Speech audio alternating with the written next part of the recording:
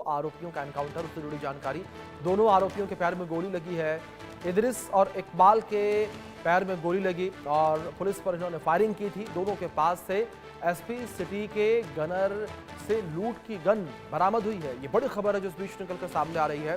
दोनों के पास से एसपी सिटी के गनर से लूटी हुई गन बरामद हुई है। बड़ी खबर है जो इस बीच निकलकर सामने आ रही है। दोनों आरोपियों के पैर में गोली लगी है। ये बड़ी खबर, बरेली हिंसा को लेकर ये बड़ी जानकारी जिस बीच निकलकर सामने आ रही है। दोनों आरोपियों के पैर में गोली लगी है।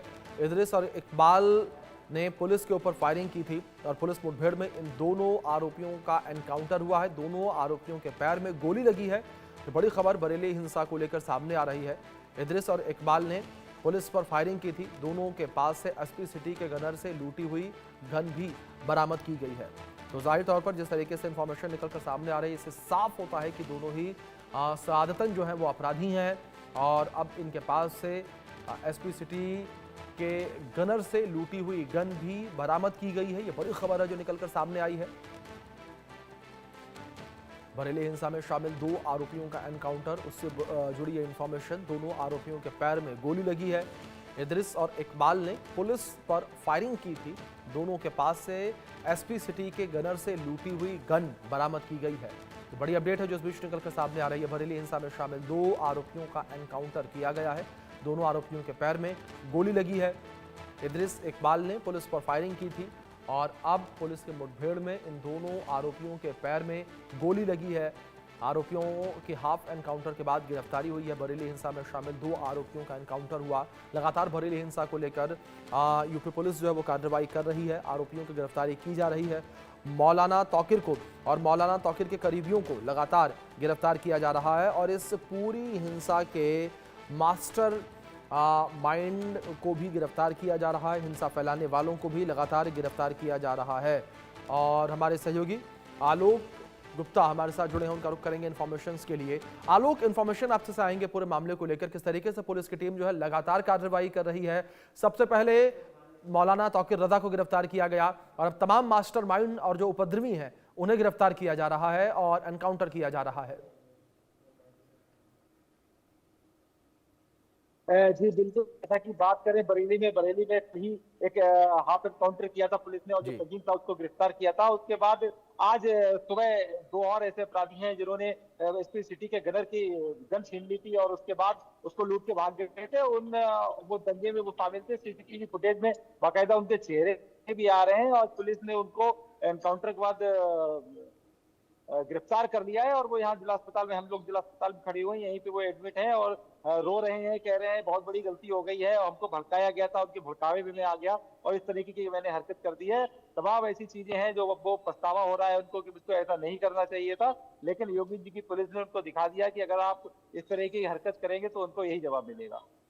जी, दूसरी ओर अगर बात यहां पर की जाए तमाम कार्रवाइयों को लेकर, तो मुख्यमंत्री योगी आदित्यनाथ ने भी जो उपद्रवी थे उनकी संपत्तियों की जांच करने के आदेश दिए थे। तो यह भी जानकारी सामने आई कि लगातार जो प्रशासनिक अधिकारी हैं वो उपद्रवियों की संपत्ति की जांच कर रहे हैं।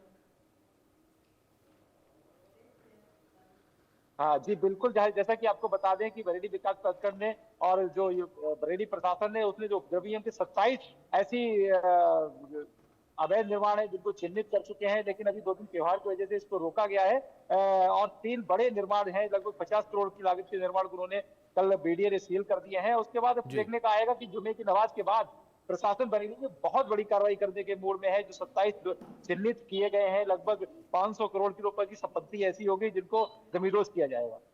जी, दूसरी ओर लगातार जिस तरीके से कार्रवाइयों को लेकर बात करें तो लगातार जो कार्रवाइयां हो रही हैं इसको लेकर लोगों में डर भी देखने को मिल रहा है। और आलोक, जानकारी यहां पर यह भी सामने आई थी कि कई उपद्रवी जो हैं वो शहर छोड़कर भाग चुके हैं।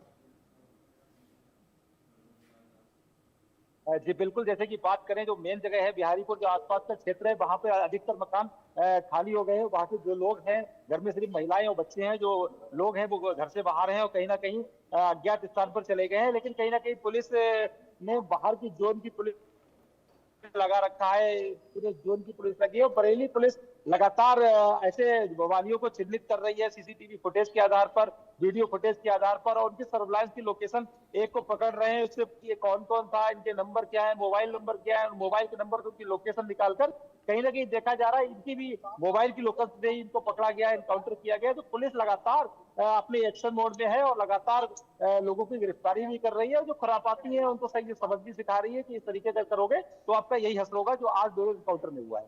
जी जी बिल्कुल आलोक, दूसरी ओर जिस तरीके से इन कार्रवाइयों को लेकर बात करें तो इन्फॉर्मेशन ये भी सामने आई थी कि मौलाना तौकीर ने जो नगर निगम की जमीन है उस पर अवैध रूप से कब्जा किया हुआ है, दूसरी ओर वक्फ की जमीन पर भी अवैध रूप से कब्जा किया हुआ है, इसको लेकर क्या इन्फॉर्मेशन? बिल्कुल सही है। नगर निगम की जमीन पर जो कब्जा किया गया था वो कल नगर निगम ने अपनी कब्जा मुक्त करा दी है, लेकिन एक दूसरी नगर निगम की जमीन है जो मजार की आड़ में 36 दुकानें बना के लेके बना ली गई थी, उसको नगर निगम ने सील कर दिया है। लेकिन बताया जाता है कि उसका कोर्ट में मुकदमा चल रहा है, तो नगर निगम उसमें पैरवी करेगा और नगर अधिकारियों का कहना है इसको जल्दी स्टे लेकर इसे खारिज कराकर उनका और उसको डिमोलाइजेशन किया जाएगा, उसको ढाया जाएगा। जी दूसरी ओर आलोक, जिस तरीके से लगातार यहाँ पर बुलडोजर कार्रवाई की बातें चलते जो हैं वो भी निकल कर सामने आ रही हैं, तो जो वहाँ पर मौजूद दुकानदार हैं, जाहिर तौर पर जिन लोगों ने इन दुकानों को किराए पर ले रखा है, वो किस तरीके से रिएक्ट करते नजर आ रहे हैं? जी बिल्कुल, जैसा कि आपको बता दें, ये दुकानें हैं बहुत बरेली के पौष इलाके में है। दुकान की एक एक दुकान की कीमत 1-1 करोड़ रुपए आकी जा रही है और इन लोगों ने ये दुकान को पगड़ी पे देकर जो बहुत मोटा पैसा था वो जी दुकानदारों से ले लिया है। कहीं ना कहीं दुकानदार अपने आप को ठगे महसूस कर रहे हैं, लेकिन प्रशासन और नगर निगम की सख्ती की वजह से उनको दुकान खाली करनी पड़ी और आज की दुकान समय में दुकान सील है। लेकिन जो वहाँ के दुकानदार हैं वो बहुत परेशान है क्योंकि उनका पैसा तो जा चुका जी है और कोई बड़ी कार्रवाई हो नहीं पा रही। जी आलोक, बहुत शुक्रिया जुड़ने के लिए और जानकारियों के लिए।